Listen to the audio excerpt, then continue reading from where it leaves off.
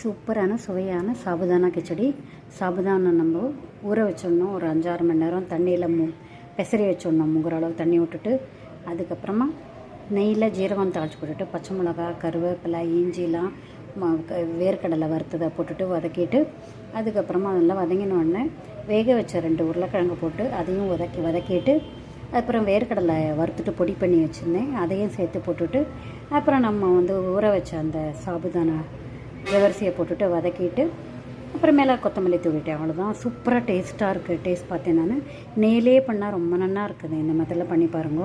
பார்த்துட்டு கமெண்ட் பண்ணுங்க, சப்ஸ்கிரைப் பண்ணுங்க. தேங்க்யூ ஸோ மச் ஃபார் வாட்சிங். இந்த மெத்தடில் பண்ணி பார்த்துட்டு எனக்கு கமெண்ட் பண்ணுங்க.